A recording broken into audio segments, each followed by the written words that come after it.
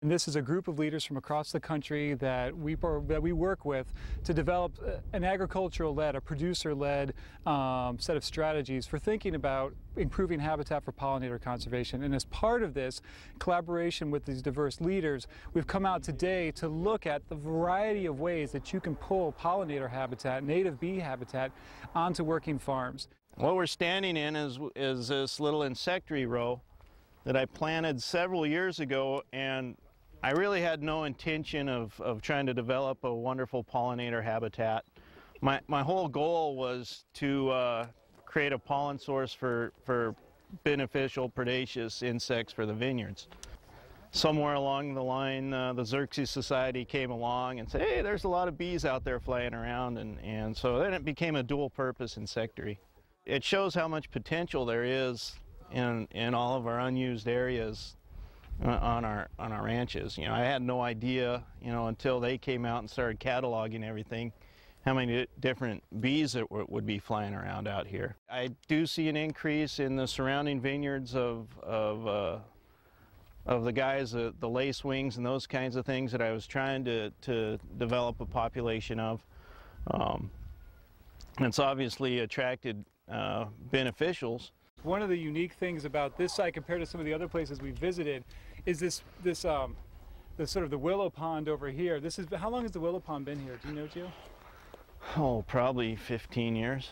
So this is a pond here that was planted with cottonwoods and willows, let's say 15 years ago, but it's one of these undisturbed, stable areas, you know, within sort of the farm landscape, and it's big enough and that there's enough sort of wild habitat in there.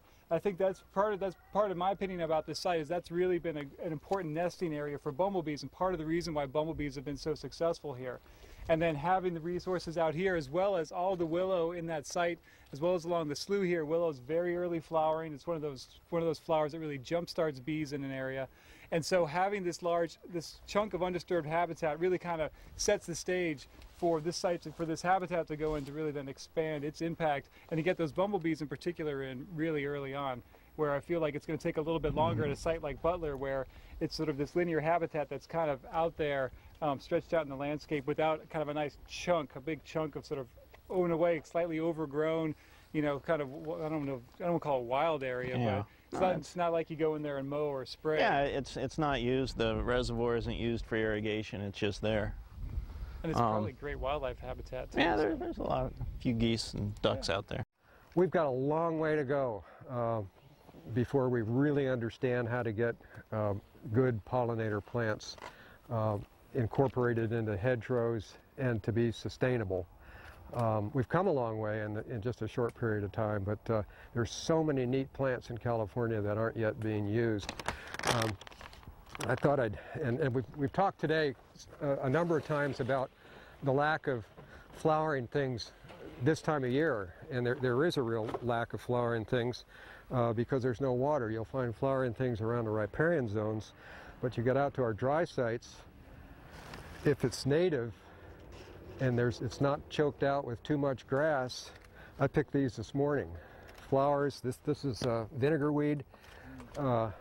This had several different bees around it, and I didn't get a chance to photograph them, but this is just covered with bees this time of year. This is a weed that, well, probably the vinegar weed they don't like either. The ranchers hate. It's called tarweed or spikeweed. It's a Hemizonia, and look at all the flowers on that. You know, this is mid-August, hot, dry. This is growing out of concrete, believe it or not. These plants are unbelievable how they have the ability to survive. We're not using either one of these, and we should be using these on, you know, roadside corridors and some of the real dry places. We really haven't practiced in getting them established. Here's another tarweed, another Hemizonia that's flowering right now. The flowers are kind of wilted.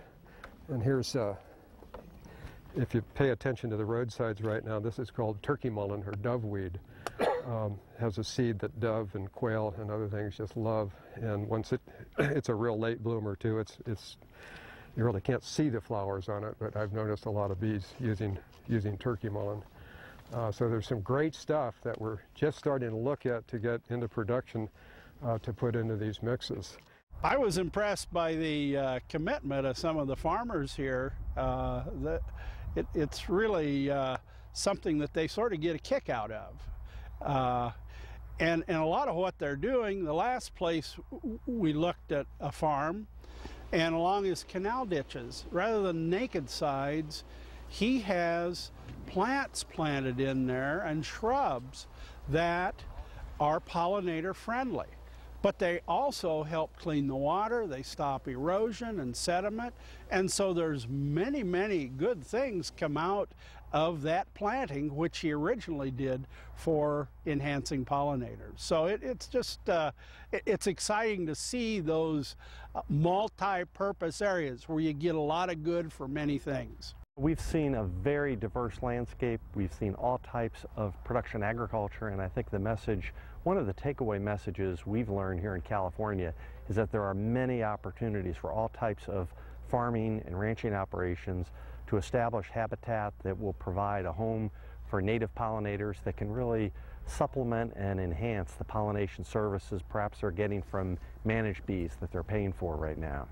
There are growers here in the state of California that have been experimenting with ways to improve habitat, to attract additional native pollinators, to increase production in whatever crops they're producing. And we think there are lessons here that are transferable that we'll be able to take to Florida, to North Carolina, to Maine, to Michigan. Any place where there are pollinator-dependent crops produced, there's opportunities to learn. So we're very hopeful that the experiences that these growers have had here in California will be transferable. And when you look at the economic value of crop production across the country today and the role of native pollinators, it's big business. Nationwide, the most recent figures that we have show that there is somewhere in the range of $20 billion worth of economic value tied back to the crops that are pollinator dependent. And of that amount, somewhere around 15% of the value comes from native pollinators. So what we're finding is that perhaps as much as $3 billion worth of agricultural productivity comes from free pollination services, from the native bees, the moths, the butterflies that visit crop fields.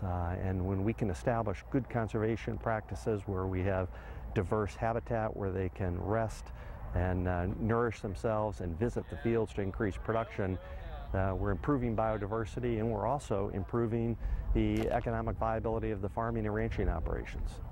What we want to achieve is to get the agricultural groups to buy in and make small changes maybe in the way they do their operations, you know, and make habitat for the pollinators down there. We'd like to see this turn around. Instead of seeing a decrease in the number of native pollinators year after year, you know, if we could stabilize that and just, you know, maybe see an increase in the future, that would be a, you know, a great help for the whole country.